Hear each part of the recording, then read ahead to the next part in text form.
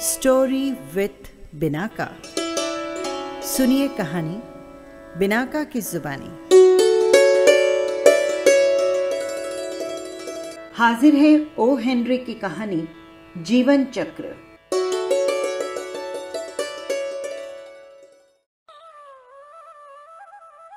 Justice बेनेजा वाइडअप अपने दफ्तर के दरवाजे के सामने बैठे चुरुट पी रहे थे। सामने कम्बरलैंड की पहाड़ियां दोपहर के कुहासे में कभी नीली और भूरी दिखाई दे रही थी। एक चितकबरी मुर्गी बस्ती की मुख्य सड़क पर यूं ही चूं चूं करती हुई अकड़ कर चल रही थी। तभी सड़क पर किसी गाड़ी के चरमराते धुरे की आवाज सुनाई दी। फिर धूल का हल्का सा बादल आया और उसके पीछे रैंसी विल्ब्रो और उसकी पत्नी को लिए हुए एक बैलगाड़ी आई। वो गाड़ी जस्टिस वेनेजा के दफ्तर के बाहर आकर रुकी और उसमें से वे दोनों उतरे। रैंसी करीब 6 फुट लंबा पीले भूरे रंग का दुबला पतला आदमी था और जिसके बाल सुनहरे थे। उसकी पत्नी सफेद रंग के कपड़े पहने हुए, जिस पर जहां तहां नस्वार के दाग नजर आ रहे थे। वो कुछ थकी हुई सी, अपनी अनजान इच्छाओं के भार से दबी हुई सी लगती थी। आगंतुकों को देखकर अपने पद की मर्यादा की रक्षा करने के लिए जस्टिस महोदय ने जूते पहन लिए और उन्हें अंदर आने को कहा। हम तलाक चाहते हैं जज साहब, महिला ने कहा। फिर उसने अपने पति रैंसी की ओर देखा, मानो पूछ रही हो कि उसकी बातों में कहीं कोई कमी, अस्पष्टता, दुराव या पक्षपात तो नहीं है। रैंसी ने सिर हिलाते हुए कहा, जी हां, तलाक। अब हम दोनों साथ नहीं रह सकते जज साहब। जब एक आदमी और एक औरत एक दूसरे का ध्यान रखते हों तो इन पहाड़ों में भी जीवन काफी आकर्षक लगता है। पर जब कोई औरत जंगली बिल्ली की तरह गुर्राती हो, रात दिन चिक-चिक करती हो, तो उसके साथ रहना आदमी के वश की बात नहीं। औरत ने इस बात पर जरा सी भी नाराजगी न दिखाते हुए कहा, जज साहब, जब आदमी बेकार का कीड़ा हो, दारू बनाने वाले निकम्मों के साथ घूमता हो, शराब पीकर पड़ा रहता हो और भूखे शिकारी कुत्तों को पालकर उनके गिरोह से लोगों को तंग करता हो। तुरंत रैंसी की ओर से जवाब आया। जब बात बात पर वो देगचियां फेंकती हो और उबलता पानी कम्बरलैंड के सर्वश्रेष्ठ कुत्तों पर डाल देती हो, जब वो आदमी के खाने योग्य खाना भी नहीं पका सकती हो और उसे बिना किसी कसूर के अभियोग लगाकर रात रात भर सोने नहीं देती हो, जब वो पैसा मांगने वालों से झगड़ा करता हो और सारे पहाड़ी इलाके में नालायक आदमी होने की बदनामी ले चुका हो, वो रात को कैसे चैन से सो सकता है जज साहब? जस्टिस महोदय अपने कर्तव्य का पालन करने को सक्रिय हो गए। उन्होंने एक कुर्सी और एक स्टूल प्रार्थियों को बैठने के लिए दी। उन्होंने कानून की पुस्तक टेबल पर रखी और उसकी छानबीन करने लगे। उन्होंने चश्मे को पोंछा और स्याही की दवात को दूर हटाया। वे कहने लगे, जहां तक इस न्यायालय के अधिकारों का संबंध है, कानून की धाराएं तलाक जैसे विषयों पर मौन हैं, परंतु समानता, वैधानिकता और चिरंतन नियमों के अनुसार जिस काम में परस्पर समाधान न हो, वो अच्छा सौदा नहीं है। अगर एक जस्टिस ऑफ द पीस 2 प्राणियों को विवाह बंधन में बांध सकता है, तो वो उन्हें तलाक दिलवाने का भी हक रखता है। ये न्यायालय तलाक का आदेश देगा और सर्वोच्च न्यायालय द्वारा इसे मंजूर करने के निर्णय का पालन करेगा। इसके बाद कुछ देर रुककर न्यायाधीश फिर से बोले, इस न्यायालय में तलाक की सामान्य फीस $5 है। रैंसी विल्ब्रो ने अपनी जेब से एक तंबाकू की थैली निकाली, उसमें से $5 का एक नोट निकालकर उसे टेबल पर रख दिया। उसने कहा, इसके लिए मैंने लोमड़ी के फर और हिरन की खाल बेची है और यही मेरी सारी पूंजी है। न्यायाधीश महोदय ने अनासक्ति का ढोंग करते हुए वो नोट अपने कोट की जेब में ठूंस लिया इसके बाद एक लंबे कागज के आधे भाग में उन्होंने अत्यंत शारीरिक और मानसिक श्रम के बाद आदेश लिखा और बाकी के आधे भाग में उसकी नकल लिखी। फिर रैंसी विल्ब्रो और उसकी पत्नी ने उस तलाकनामे की इबारत सुनी जो उन्हें एक दूसरे से मुक्त करने वाला था। हर खास व आम को इत्तला की जाती है कि रैंसी विल्ब्रो और उसकी पत्नी अरीला विल्ब्रो आज की तारीख को मेरे सामने हाजिर होते हुए अपने ठीक होशो हवास में प्रतिज्ञा की है कि आज से वे एक दूसरे को न प्यार करेंगे, न इज्जत देंगे, न भले के लिए न बुरे के लिए, एक दूसरे का कहना नहीं मानेंगे और राज्य की शांति और महत्ता के लिए तलाक के आदेश का पालन करेंगे। इसमें चूक नहीं होगी, भगवान उनकी मदद करे। टेनेसी राज्य के अंतर्गत पिडमोंट गांव का जस्टिस ऑफ द पीस वेनाजा वाइडअप। न्यायाधीश महोदय ये इकरारनामा रैंसी के हाथ में देने ही वाले थे कि अचानक उसकी पत्नी अरीला की आवाज ने उन्हें इस काम से रोक दिया। दोनों पुरुष उसकी ओर देखने लगे। दोनों की नीरस मर्दानगी को एक औरत की अचानक और अप्रत्याशित बात का सामना करना पड़ा। जज साहब, इस आदमी को अभी से ये कागज मत देना, अभी सब कुछ तय नहीं हो पाया है। अपनी बीवी के पास एक कौड़ी भी न छोड़कर तलाक दे देना, ये कौन सा तरीका है? मैं तलाक के बाद हॉगबेक पहाड़ी पर अपने भाई के घर जाने की सोच रही हूं। मुझे एक जोड़ी जूते, नस्वार और कुछ दूसरी चीजें भी चाहिए। अगर रैंसी तलाक देने की ताकत रखता है तो उसे मेरे भरण पोषण के लिए पैसे देने पड़ेंगे। रैंसी पत्नी की बात सुनकर हक्का बक्का रह गया। भरण पोषण की बात की तो कभी उनके बीच चर्चा भी नहीं हुई थी। औरतें हमेशा अप्रत्याशित और घबरा देने वाले मसले खड़े कर देती हैं। न्यायाधीश को लगा कि औरत की आपत्ति वाजिब और कानून द्वारा ध्यान देने योग्य थी। हालांकि राज्य के नियम भरण पोषण की रकम पर चुप हैं, लेकिन उन्हें दिख रहा था कि औरत नंगे पैर थी और हॉगबेक पहाड़ी की पगडंडी ढलाऊ और पथरीली थी। उन्होंने अधिकारपूर्ण स्वर में कहा, अरीला विल्ब्रो, तुम भरण पोषण के लिए इस मामले में कितना रुपया वाजिब और काफी समझती हो? अरीला बोली, मेरे जूते और दूसरी चीजों के लिए कम से कम $5 तो चाहिए ही। ये कोई बड़ी रकम नहीं है। इतने पैसों में से मैं अपने भाई के घर पहुंच जाऊंगी। न्यायाधीश सहमत होते हुए बोले, रकम अनुचित तो नहीं है। रैंसी विल्ब्रो, तलाक स्वीकार करने से पहले प्रार्थिया को $5 देने के लिए तुम्हें न्यायालय आदेश देता है। एक भारी सांस छोड़ते हुए रैंसी बोला, मेरे पास अब पैसे नहीं हैं। जो कुछ थे मैंने दे दिए। अपने चश्मे के ऊपर से रैंसी के ऊपर कठोर दृष्टि डालते हुए न्यायाधीश महोदय फिर से बोले, ये रकम तो तुम्हें देनी होगी, वरना तुम पर न्यायालय के आदेश का पालन न करने का अभियोग लगाया जाएगा।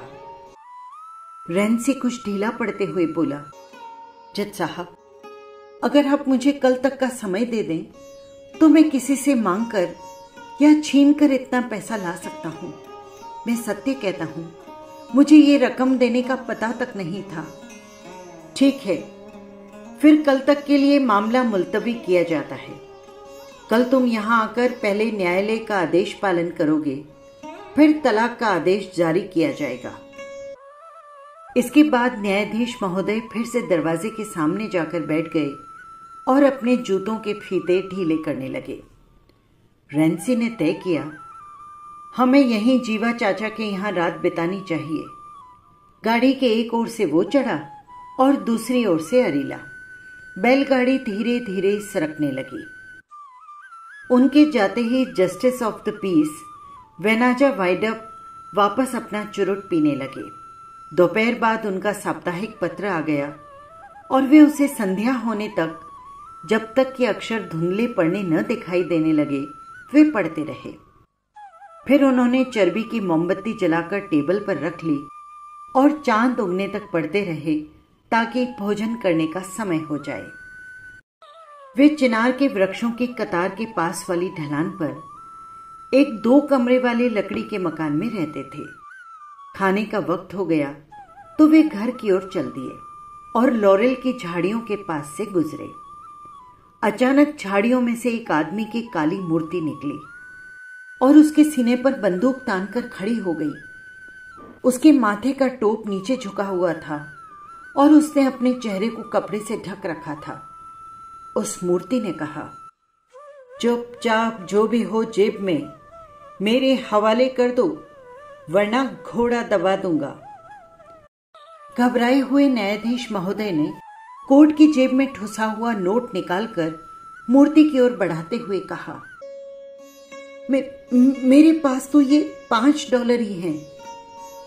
मूर्ति ने हुक्म दिया, इन्हें समेटकर बंदूक की नली में खोस दो, जल्दी करो। कांपती उंगलियों से न्यायाधीश ने नोट को गोल मोल मोड़ा और बंदूक की नली में खोस दिया। अब सीधे अपने घर को जाओ। न्यायाधीश डाकू के इस आवाज को सुनकर कहीं नहीं रुके और न ही उन्होंने मुड़कर पीछे देखा। दूसरे दिन वही बैलगाड़ी न्यायालय के सामने फिर आकर रुकी। इस बार न्यायाधीश महोदय जूते पहनकर बैठे थे क्योंकि वे फरियादी के आने का इंतजार कर रहे थे। रेंसी विल्ब्रो ने न्यायाधीश की उपस्थिति में एक $5 का नोट अपनी पत्नी के हाथ में रख दिया। न्यायाधीश की नजरों ने गौर से नोट को देखा। उन्हें नोट कुछ ऐसा लगा जैसे उसे बंदूक की नली में खोसने के लिए मोड़ा गया हो, बल्कि यूं लगा कि खोसा गया हो। फिर उन्होंने मन को समझाया कि दूसरे नोट भी तो इस तरह से मोड़े जा सकते हैं। उन्होंने दोनों को तलाक के आज्ञा पत्र सौंप दिए। दोनों कुछ देर अपनी आजादी के परवानों को हाथ से मोड़ते हुए एक अजीब सी खामोशी से खड़े रहे। फिर महिला ने विवश दृष्टि से लजाते हुए रेंसी की ओर देखा और बोली, मेरे ख्याल से तुम इस बैलगाड़ी से वापस घर ही जाओगे। किचन में ताक के ऊपर डिब्बे में रोटी रखी है और वहीं नीचे भुनी हुई मछली तपेली से ढकी हुई रखी है ताकि कुत्ते उसे न पा सकें। और हाँ, रात को घड़ी में चाबी देना न भूलना। रेंसी ने लापरवाही दिखाते हुए कहा, तुम तो अपने भाई के घर जा रही हो ना? हाँ, उम्मीद है रात होने से पहले पहुंच जाऊंगी। मैं जानती हूं मुझे देखकर वो लोग खुश नहीं होंगे, पर मैं और जाऊं भी तो कहां? मेरे लिए दूसरी कोई जगह भी तो नहीं है। खैर, रास्ता बड़ा खराब है, मुझे अब चल देना चाहिए। रेंसी, अगर तुम इजाजत दो तो मैं तुम्हें अलविदा कह दूं। रेंसी ने लूटे हुए से स्वर में कहा, मैंने तो आज तक कोई नरादम नहीं देखा जो जाने वाले को अलविदा न कहे, पर अगर कोई बिना सुने ही जाना चाहता हो तो क्या किया जा सकता है? अरीला चुप खड़ी थी। उसने तलाक का आज्ञा पत्र और $5 का नोट अपने ब्लाउज में खोस लिए। फिर बोली, रेंसी, आज रात को कमरे में तुम्हें अकेलापन तो महसूस होगा ना? रेंसी विल्ब्रो सामने पहाड़ी की ओर देखता रहा। उसने अरीला की ओर नहीं देखा। वो बोला, हाँ, मैं मानता हूं वहां बड़ा सूना सूना सा होगा, पर जब लोग पागल हो जाएं और तलाक देने को उतारू हो जाएं तो उन्हें कौन रोक सकता है? लकड़ी के स्टूल की ओर देखती हुई अरीला बोली, जब लोग अपने घर में रहने ही नहीं देना चाहें तो तलाक लेने के अलावा चारा ही क्या होता है? किसने रहने से मना किया? तो किसी ने रहने के लिए भी तो नहीं कहा। मेरे विचार से अब मुझे चल देना चाहिए। कोई उस पुरानी घड़ी में चाबी नहीं लगाएगा। तुम्हारा मतलब है मैं तुम्हारे साथ गाड़ी में चलकर उस घड़ी में चाबी लगाऊं? पहाड़ी आदमी अपना उद्वेग छिपाने की कोशिश करता रहा, पर उसने अपना बड़ा सा हाथ आगे बढ़ाकर अरीला के पतले गोरे हाथ को पकड़ लिया। महिला की पवित्र आत्मा की आभा उसके सोने चेहरे पर चमक उठी। रेंसी बोला, वो शिकारी कुत्ते अब कभी तुम्हें तंग नहीं करेंगे। मुझे एहसास हो रहा है कि मैं तुम्हारे साथ ठीक नहीं करता था। अरीला, उस घड़ी में चाबी तुम ही लगा सकती हो। अरीला फुसफुसाते हुए बोली, रेंसी, उस कमरे में तुम्हारे साथ मेरे हृदय की धड़कन गूंजती है। अब मैं कभी पागलपन नहीं करूंगी। अब हमें चलना चाहिए रेंसी, ताकि सूरज डूबने से पहले हम घर पहुंच जाएं। न्यायाधीश की उपस्थिति से बेखबर वे दोनों जैसे ही दरवाजे की ओर बढ़े, न्यायाधीश ने उन्हें बीच में ही रोक दिया। वे बोले, टेनेसी राज्य की सरकार के नाम पर मैं तुम्हें कानून और न्याय का उल्लंघन करने से रोकता हूं।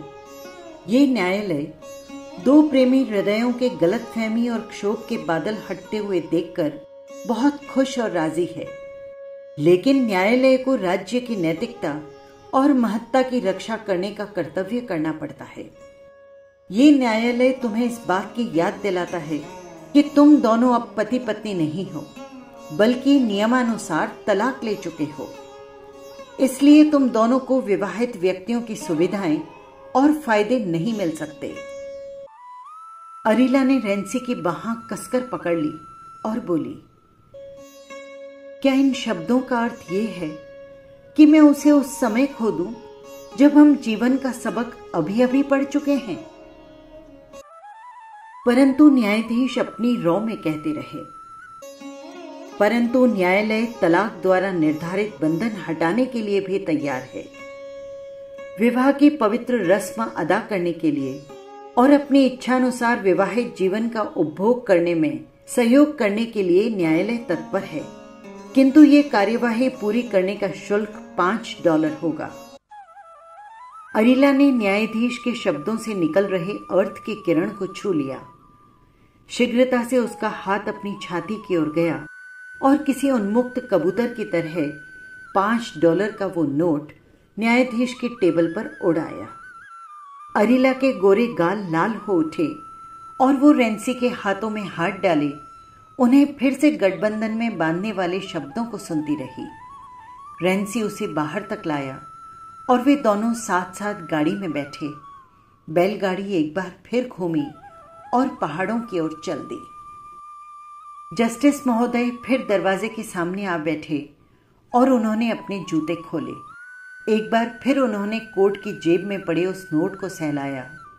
एक बार फिर उन्होंने अपना चुरुट सुलगाया। एक बार फिर वो चितकबरी मुर्गी सड़क पर चूं चूं करती हुई अकड़ती हुई चल पड़ी। बस यही थी कहानी। आपको कैसी लगी कमेंट बॉक्स में जरूर लिखिएगा। और हाँ, यदि आपने चैनल को सब्सक्राइब नहीं किया हो तो कर लीजिएगा, जिससे हर कहानी सीधे पहुंच सके आप तक। फिर मिलेंगे किसी नई कहानी के साथ। नमस्कार।